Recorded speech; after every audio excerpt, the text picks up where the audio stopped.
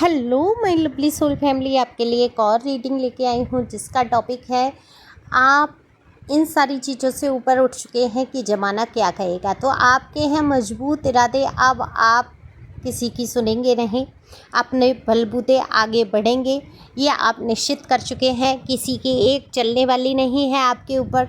सब कुछ जानने की कोशिश करेंगे ये अचानक से आपको हुआ क्या और लोग क्या सोच रहे हैं आपके लिए। तो ये जनरल रीडिंग है, मेल फीमेल सभी के लिए समान है। और पहली बार आए हैं आप मेरे चैनल पे तो आप सब्सक्राइब करके कमेंट्स करके अपनी एनर्जी को सेंड कर सकते हैं, जिससे कि आपके लिए भी रीडिंग हो सके। पर्सनल रीडिंग की बेहद आवश्यकता हो तब आप पर्सनल रीडिंग कराएं। नंबर दिया है, व्हाट्सएप नंबर है, ये सिंपल कॉल नहीं लगेगा। करते हैं आप तो मैं उठा नहीं पाऊँगी। प्लीज़ वीडियो कॉल डायरेक्ट ना करें, कॉल डायरेक्ट ना करें, मैसेज के द्वारा अपनी रीडिंग बुक करा सकते हैं। रीडिंग फ्री नहीं है, चार्ज डीपी पे दिए हैं, बाकी आप मुझसे पूछ सकते हैं। टैरो ट्रेनिंग अगर आप करना चाहते हैं, मेरी तरह रीडिंग करना चाहते हैं तो आप सीख सकते हैं, ठीक है। उसकी भी एक निश्चित फीस होती है। तो चलते हैं रीडिंग पे। कार्ड मैंने शफल कर लिए हैं और कार्ड देखकर मेरा मन खुश हो गया, क्योंकि आप भाई क्या ख़रीदा है, कुछ ख़रीदा है या कुछ हुआ है नया, कुछ तो आपके जीवन में ऐसा हुआ है। खुशी दिख रही है आपके चेहरे पे, खुश हो रहे हैं आप किसी बात को लेके।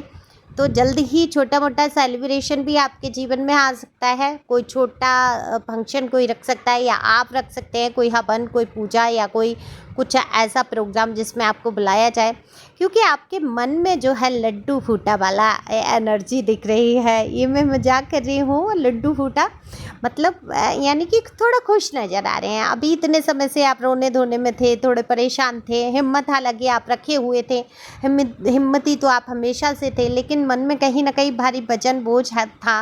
लेकिन कुछ तो ऐसा है जिसकी वजह से खुश हैं। काफ़ी कुछ कल्पनाएं आपके दिमाग में चल रही हैं, वो या तो कुछ नया लेने का, या घर को डेकोरेट, या कुछ कहीं का रेनोवेशन कराने का, या कुछ आपके दिमाग में ऐसा है जो एक क्रियात्मक कहते हैं ना, कलात्मक, जो मतलब खूबसूरती किसी चीज़ की निखारे, वो हो सकता है अपने लिए ही कुछ बनाना हो, ऐसा कुछ मुझे दिख रहा है यहाँ पर। तो अगर ये आपकी एनर्जी है तो ध्यान दीजिए रीडिंग के। बाकी आप ओपन माइंड से पूरी रीडिंग सुन सकते हैं, क्योंकि आप फुल ऑफ एनर्जी में दिख रहे हैं, आप एनर्जी से भरे हुए हैं।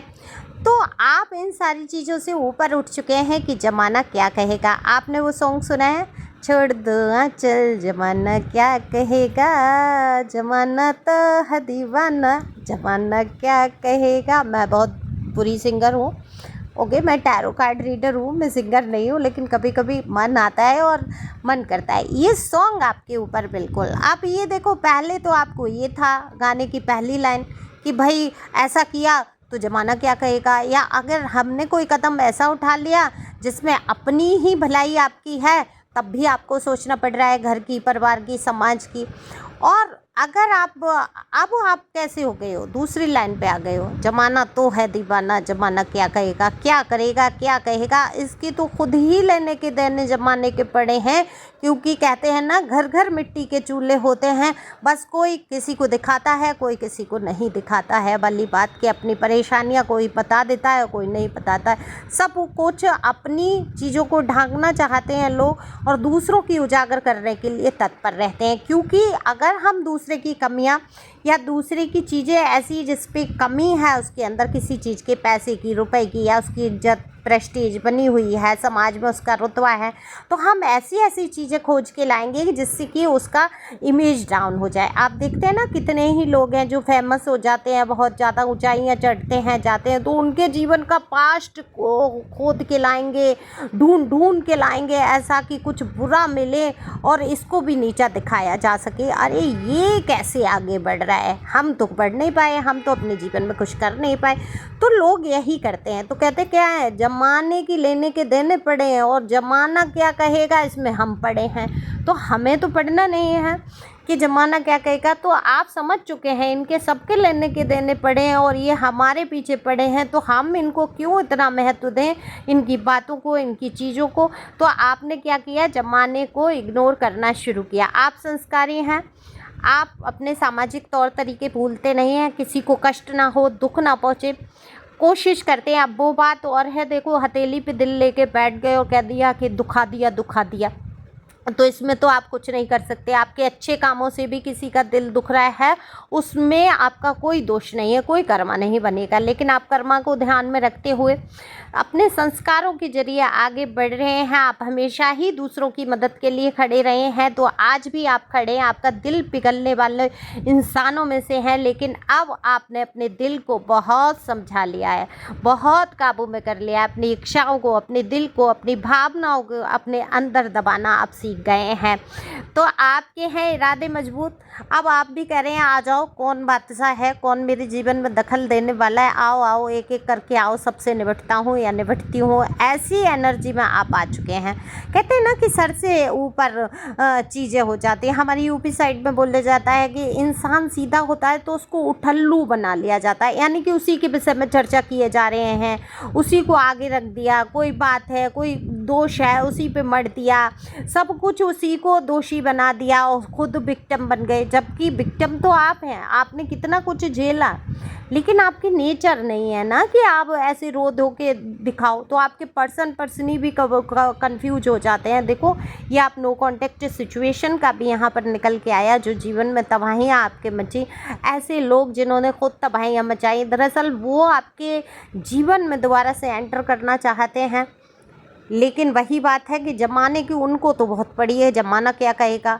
आपको उजागर रिश्ते में नहीं रखना चाहते हैं, डुक के छिप के इधर से उधर से, चाहे वो आपके हस्बैंड हो, चाहे आपके प्यार करने वाले हो, जो भी हो जिनसे दूरी बनी है, वो ये चाहते हैं आपसे रिश्ता तो बना रहे, ये ख़त्म ना हो, किसी तरीके से आप इनके चंगुल से निकल के भाग ना पाएँ। लेकिन आपकी जिम्मेदारी भी ये ना उठाएं, ना समाज में ये दिखाएं कि आपसे इनका रिश्ता भी है।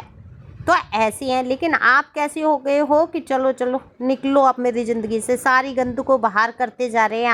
आपने सोच लिया मुझे कोई ऐसा प्यार व्यार नहीं चाहिए जिसमें नौटंकी नाटक हो या झूठा दिखावा हो, या लोग क्या कहेंगे, मैं अकेला रह जाऊंगा या अकेली रह जाऊंगी, लोग क्या कहेंगे, अरे हमने इनका अपमान कर दिया। ये हालांकि आप किसी का अपमान नहीं करेंगे, आप किसी से लड़ेंगे झगड़ेंगे नहीं, ये आपके संस्कारों के खिलाफ है। आज बड़ा अच्छा उदाहरण मैं देती हूँ आपके लिए, आप शायद ऐसे शायद फील करती हो, शायद मैं कह रही हूँ क्योंकि मैं शायद वो बात सही से कह पाऊँ या नहीं। देखो, हमारे घर में आज एक सांप निकल के आ गया, ठीक है, हमारी बेटी ने देखा, हमने उसको दूर किया, बच्चों को दूर किया, सारे किवाड़ बंद करके, क्योंकि वो जीने पे ही था, सीढ़ी पे। तो हमने उसको, हम अलग जाके बैठ गए, बिल्कुल सारा कुछ बंद करके। हमने उसको एकदम से ऐसे कर दिया जैसे हमने देखा ही नहीं उसको, और जाने दिया। थोड़े समय बाद हमने देखा वो पता नहीं कहाँ चला गया, जहरीला था। हम थोड़ा सा डरे भी, हमारे मन में भी आया ये हमारे ऊपर अटैक ना करते, लेकिन वो भी तो डरता, अगर हम कुछ करते तो वो भी अटैक, या वो मंसूबे बना के आया सांप के, हाँ हमें कोई मिलेगा, शिकार हम करेंगे। तो हमने मौका ही नहीं दिया उसको और हम दूर हो गए। तो धीरे धीरे क्या हुआ, वो अपने ही आप कहीं गायब हो गया, चला गया, रिंग गया, चला गया। वो कहीं भी, इन लोगों के लिए तो सब माया नहीं किया है। तो ऐसे ही जीवन में कुछ ऐसे कड़वे जहरीले लोग सांप की तरह होते हैं। हालांकि कभी कभी ऐसा लगता है मुझे सांप को भी दोष देना गलत है, क्योंकि वो तो एक डर होता है उसको कहीं आप नुकसान ना पहुंचाएं या कोई कारण ऐसा, वो तो जहर उसका स्वभाव है, ढसना उसका स्वभाव है। लेकिन जो लोग हैं वो इतने जहरीले हैं, वो घात लगा कर बात करते हैं।